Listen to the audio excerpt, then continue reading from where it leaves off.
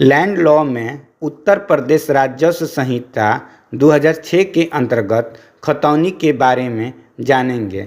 खतौनी को उत्तर प्रदेश राजस्व संहिता 2006 के अंतर्गत कहीं भी वर्णन नहीं किया गया है, ना ही इसका प्रावधान दिया गया है और ना ही इसका परिभाषा को कहीं अंकित किया गया है। लेकिन धारा 33 के अंतर्गत एक शब्द है वार्षिक रजिस्टर। उसी वार्षिक रजिस्टर को हम खतौनी के नाम से पुकारते हैं। खतौनी में 6 वर्ष में एक बार तैयार किया जाता है।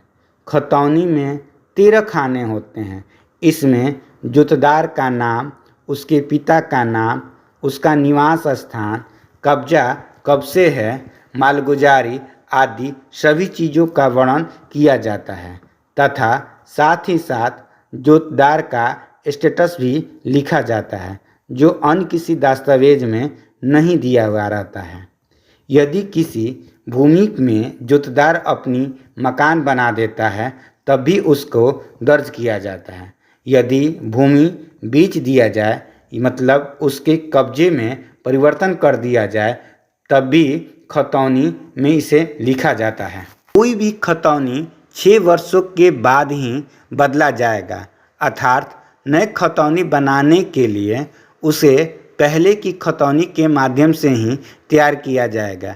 इसमें 1 से 6 तक के भाग में कोई भी परिवर्तन नहीं होता है। अगर कोई नया परिवर्तन होता है पहले साल में तो वो 6 नंबर तक ना परिवर्तन होके 7 वाले भाग में परिवर्तन होगा। अगर दूसरे साल में परिवर्तन होता है तो वो 8वें वाले भाग में परिवर्तन को लिखा जाएगा। अगर तीसरे वाले भाग में कोई परिवर्तन होता है तो उसे 9वें वाले भाग में परिवर्तन को लिखा जाएगा। उसी तरह अगर चौथे साल में कोई परिवर्तन होता है तो उसे 10वें वाले भाग में परिवर्तन को लिखा जाएगा। जो भी परिवर्तन होता है उसे नए खतौनी में लाल रंग की स्याही से लिखा जाएगा। लेखपाल किसी भी सक्षम अधिकारी के द्वारा खतौनी में परिवर्तन करके दिए गए जो आदेश होता है उसे सम्मिलित करके पुराने खतौनी के माध्यम से ही नए खतौनी में परिवर्तन कर के लिखता है। जो भी परिवर्तन होगा वो बता दिया मैंने कि उसे लाल रंग की स्याही से लिखेंगे। इसे आप ध्यान से समझेंगे। धारा 33(3) के अंतर्गत बताया गया है कि खतौनी में जो भी परिवर्तन होगा वो तहसीलदार एवं कानूनगो के बिना परिवर्तन के कोई भी उच्च अधिकारी उसे परिवर्तन नहीं करेगा। बता दें कि कानूनगो जो होता है वो लेखपाल से ऊपर का पद का अधिकारी होता है। लैंड रिकॉर्ड मैनुअल क की धारा 153 में बताया गया है कि लेखपाल परिवर्तन तब कर सकता है 2 मामलों में। पहला, जब कोई खेत का विभाजन हो गया हो या कोई अवयस्क की उम्र में उसके अभिभावक का नाम परिवर्तित करना हो या लिखना हो तब कर सकता है। वीडियो में हम खतौनी से जुड़े हुए जानकारी प्राप्त किए। अब हम समझेंगे जमाबंदी के बारे में। जमाबंदी को ही हम फर्द या ROR या रजिस्टर डू भी कहा जाता है। जमाबंदी को समझने के लिए एक उदाहरण से समझते हैं। जब ज़मीन का सर्वे किया जाता है तब सबसे पहले किश्तवार तैयार किया जाता है। किश्तवार का मतलब होता है नक्शा तैयार करना। समझेंगे, एक गांव का मौजा है। उस मौजे में बहुत सारे प्लॉट होते हैं। ज़मीन भी तरह तरह के होते हैं, जैसे टेढ़े मेढ़े, सड़क, मंदिर मस्जिद, कुआं, नदी, नाला, कुछ घर आदि बने हुए रहते हैं। जब इसका सर्वे होगा तो सबसे पहले उसका नक्शा तैयार किया जाता है। नक्शा को ही हम किश्तवार कहा जाता है। नक्शा बन जाने के बाद अब ज़मीन का खानापुरी किया जाता है, जिसे में सारे प्लॉट का नंबर दिया जाता है, जैसे plot number 1, plot number 2, plot number 3, plot number 4। इसी तरह करके पूरी गांव के जितने भी खंड में बांटा जाएगा उसे खानापुरी कहते हैं और उसे लिखा जाता है। किश्तवार के बाद दूसरा जो चरण होता है वो खानापुरी ही होता है। कागजात तैयार करने के लिए हमें सबसे पहले खानापुरी के बाद किया जाता है और ये कागजात जैसे एरिया स्लिप खतियान आदि तैयार होते हैं। खतियान जो होता है कहीं कहीं उसे खतौनी भी कहते हैं कुछ राज्यों में। अब जो भी प्लॉट जिस किसान का या रैयत का होता है उसे उस खतौनी में लिखा जाता है। बता दें कि खतियान खतौनी एक को लिखने के लिए एक रजिस्टर होता है जो सर्वे के समय जिस रजिस्टर पर उसके सारे डिटेल रखे जाते हैं, जैसे रैयती का नाम, उसके पिता का नाम, खाता संख्या, निवास स्थान, स्टेटस और उसकी चौहद्दी।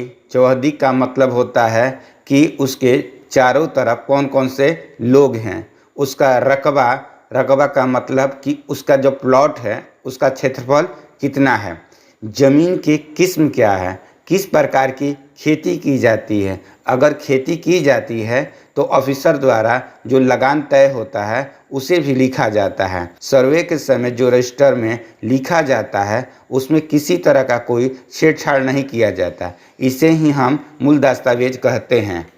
और इसी रजिस्टर से एक दूसरा रजिस्टर तैयार किया जाता है जिसे कॉपी 2 कहा जाता है। और कॉपी 2 मतलब रजिस्टर 2 को ही हम जमाबंदी कहते हैं।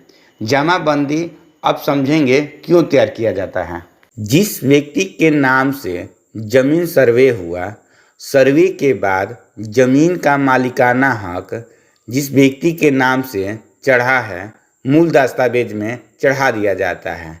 मूल दस्तावेज में किसी प्रकार का कटछट नहीं होता है, लेकिन जमीन का विभाजन होना तय होता है। लोग जमीन की खरीद बिक्री करते हैं या जमीन की बंटवारा करते हैं, जिसके कारण जमीन की में परिवर्तन हो जाता है, उसकी लंबाई चौड़ाई या उसका मालिकाना हक।